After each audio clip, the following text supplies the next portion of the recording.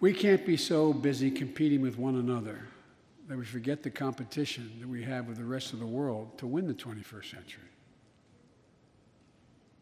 Secretary Blinken can tell you, I spent a lot of time with President Xi. Traveled over 17,000 miles with him.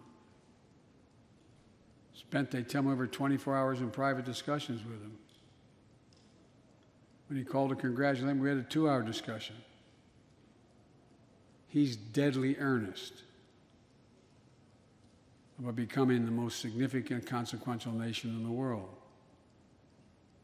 He and others, autocrats, think that democracy can't compete in the 21st century with autocracies because it takes too long to get consensus. To win that competition for the future, in my view, we also need to make a once-in-a-generation investment in our families and our children. That's why I've introduced the American Families Plan tonight, which addresses 4 of the biggest challenges facing American families and in turn America. First is access to good education. When this nation made 12 years of public education universal in the last century, it made us the best educated, best prepared nation in the world. It's, I believe, the overwhelming reason that propelled us to where we got in the 20th century. But the world's caught up or catching up. They're not waiting. I would say parenthetically, if we were sitting down, we set a bipartisan committee together and said, okay, we're going to decide what we do in terms of government providing for free education. I wonder whether we'd think, as we did in the 20th century, that 12 years is enough in the 21st century. I doubt it. 12 years is no longer enough today to compete with the rest of the world in the 21st century. That's why my American Families Plan guarantees 4 additional years of public education for every person in America, starting as early as we can. The great universities in this country have conducted studies of the last 10 years.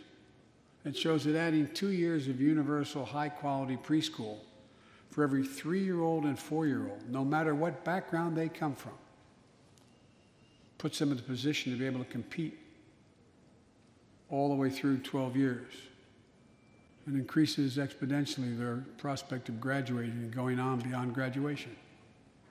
The research shows when a young child goes to school, not daycare, they're far more likely to graduate from high school and go to college or something after high school. When you add 2 years of free community college on top of that, you begin to change the dynamic. We can do that.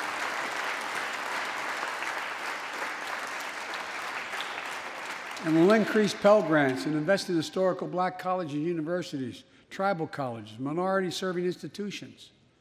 The reason is they don't have the endowments. But their students are just as capable of learning about cybersecurity, just as capable of learning about metallurgy, all the things that are going on that provide those jobs of the future. Jill is a community college professor who teaches today as First Lady. She's long said,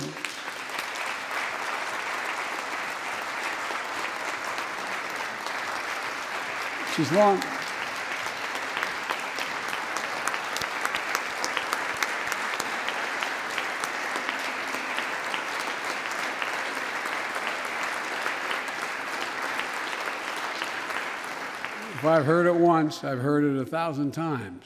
Joe, any country that out-educates us is going to out-compete us. She'll be deeply involved in leading this effort. Thank you, Jill.